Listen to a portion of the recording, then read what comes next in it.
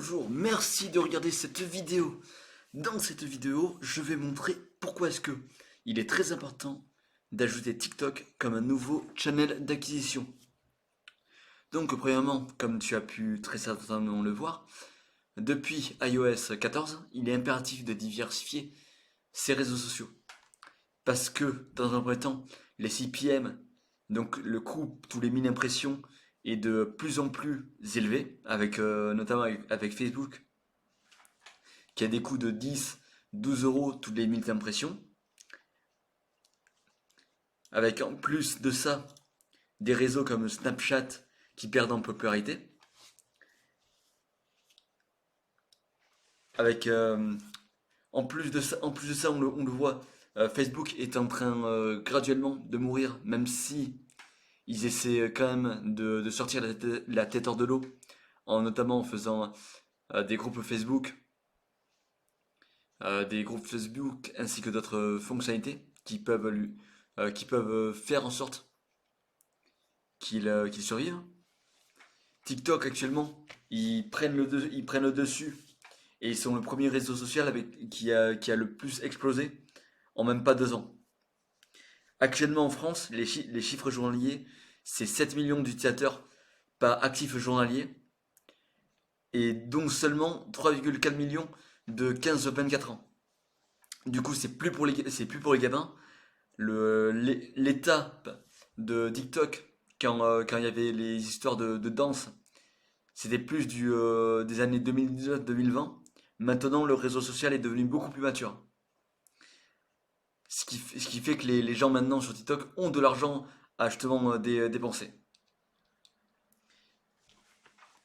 Ensuite, TikTok actuellement, comme il prend l'avantage par rapport à Facebook, c'est devenu le nouveau Facebook en 2017. C'est-à-dire qu'il n'y a plus la politique, il n'y a pas la politique très stricte au niveau des pubs. Je sais pas tout particulièrement de mon expérience qu'il y a beaucoup de comptes qui se font bannir. C'est un calvaire. Il y a des comptes personnels qui se font bannir. T'as les CPM qui augmentent, les comptes pubs qui se font bannir, les business managers qui se font bannir, les, euh, les publicités qui sont rejetées. C'est un véritable calvaire. Parfois même, il faut relancer 4, 5, 6, 7 fois juste pour se faire des bannières. Donc, c'est pas, c'est pas réellement viable actuellement Facebook avec leur politique qui est très stricte. Pourquoi est-ce que Facebook a fait ça? C'est surtout dû à ce qui s'est passé avec le dropshipping et toutes les différentes arnaques qui ont fait qu'ils ont tout simplement réduit leur politique. Enfin, rendu leur politique très stricte. Pourquoi est-ce que les CPM sont extrêmement élevés actuellement? C'est parce que les annonceurs ont compris que les réseaux sociaux sont l'avenir. Du coup, on se, les annonceurs se battent en mode qui a la plus grosse, qui dépense le plus pour pouvoir justement être affiché à un plus grand nombre d'utilisateurs. En plus de ça, du coup, il y a des histoires d'iOS 14 qui font que le tracking est beaucoup moins performant. Euh, pour l'histoire d'iOS 14, c'est parce que Apple évite à ses utilisateurs de se faire traquer par les différents réseaux sociaux grâce aux cookies. Ce qui fait que les cookies actuellement, c'est les cookies vont disparaître d'ici 2023 grand maximum. Ça va, ça va par ailleurs poser beaucoup de problèmes pour les personnes qui ne pourront pas avoir disons, évoluer. Et c'est là qu'entre en jeu TikTok. Avec un tout nouveau réseau social, du coup, voilà, c'est un tout nouveau réseau social comme pour Facebook en 2017, quand très peu de gens le connaissaient. Avec des CPM extrêmement avantageux, personnellement, j'ai déjà vu des CPM à moins d'1 euro, avec des CPI qui sont vraiment beaucoup moins importants que pour Facebook. Par exemple, pour Facebook, les CPA peuvent être à 30, 40 euros. Et sur TikTok, j'ai déjà vu des CPA à 5, 10 euros. Pour l'exemple, un algorithme très poussé qui montre à leurs utilisateurs, et cet algorithme-là est d'ailleurs beaucoup trop poussé, il se combat indirectement à iOS 14, parce que plus les personnes restent sur la plateforme, plus TikTok va leur montrer ce qu'ils veulent voir. En plus de ça, actuellement, TikTok, le fait qu'une marque se doit d'être sur TikTok, c'est surtout parce que ça a un facteur de preuve sociale. Le euh, TikTok actuellement, les utilisateurs, une fois qu'ils vont trouver une personne sur une marque sur Instagram, parfois ils vont, et même souvent d'ailleurs, ils vont chercher s'ils sont sur TikTok ou non. Ensuite, j'ai pas mis là, mais il y avait aussi, il y a aussi TikTok, c'est devenu même un moteur de recherche. La génération Z est en train de taper des mots-clés directement. Ce qui fait qu'il y a justement du SEO sur TikTok. Et ça, c'est très avantageux. Du coup, il y a pas que l'histoire du pour toi. Il y a plusieurs trucs à mettre en place. Pourquoi est-ce que actuellement les marques qui essaient de maîtriser TikTok se cassent la figure? C'est très simple. Actuellement, quand on essaie de faire du marketing sur TikTok, la publicité payante, on est en compétition directe avec le feed, les mêmes, les mêmes et les popularités, les gens populaires. Du coup, ces personnes-là, en leur présentant une publicité standard, ne vont pas réussir à justement capter l'attention. Ça fait que les gens vont directement scroller et scroller, ils perdront beaucoup d'argent à cause de ça. Ensuite, l'algorithme de TikTok, que cela soit par de l'organique ou de payant, il est vraiment difficile à maîtriser. C'est quelque chose de tout nouveau que il n'y avait pas ça il y a 5 ans. Du coup, les gens sont en train de voir comment est-ce que ça fonctionne. Après, est-ce qu'il faut faire de l'organique ou de payant? Honnêtement, comme toujours, Instagram, c'est toujours les deux. Si les personnes si les personnes voient une pub, très souvent ils vont voir si la marque est présente sur les réseaux sociaux tels que Instagram, TikTok, Facebook.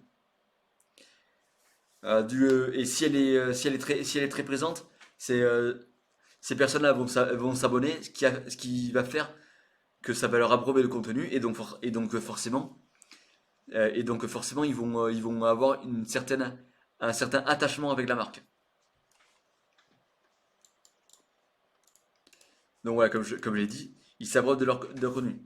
En plus de ça, grâce à l'organique ainsi que le mélange avec le payant, en plus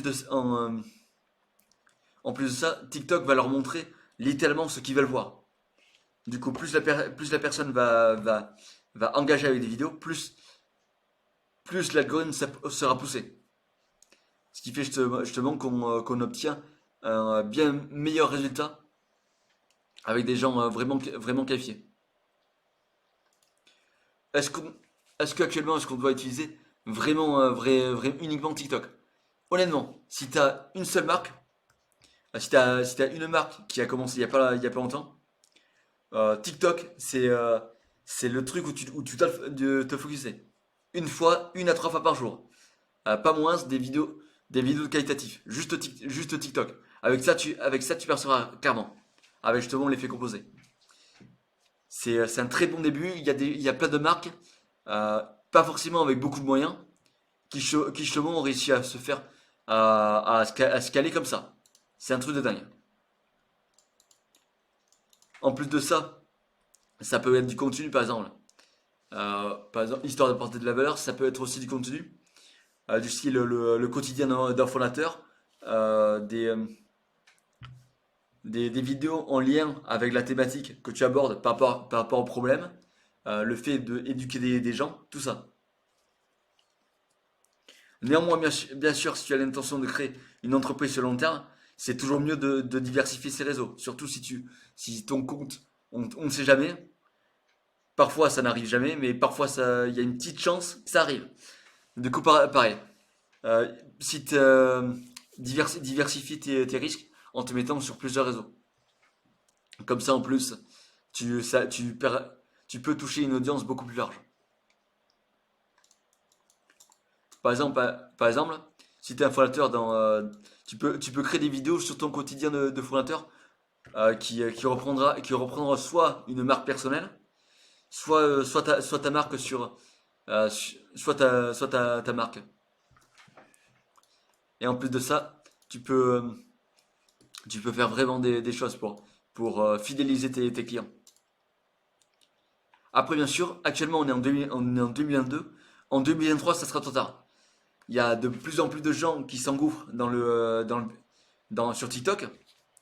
De plus en plus de gens vont commencer à maîtriser l'algorithme. Les gens, TikTok va durcir très certainement sa popularité, sa politique. Du coup, il y aura aussi plus d'annonceurs qui se mettra dans cette terre verte, si on peut dire ça. Et ça fait que les CPM, ils augmenteront drastiquement.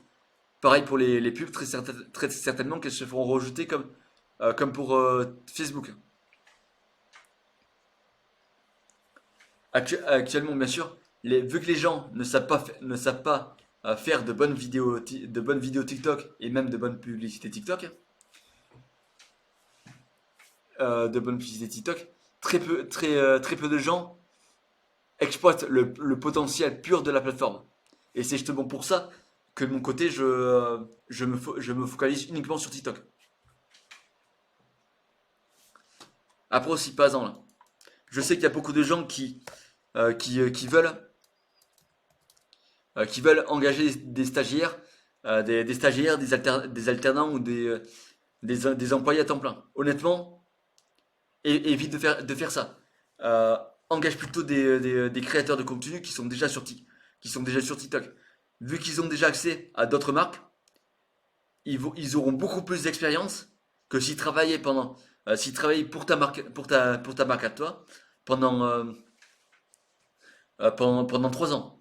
Même s'ils produisent une vidéo par jour, ça sera passé. Dans le sens où, par exemple, une vidéo par jour, on va dire, ça va leur demander 30 minutes, 1 heure maximum. Personnes,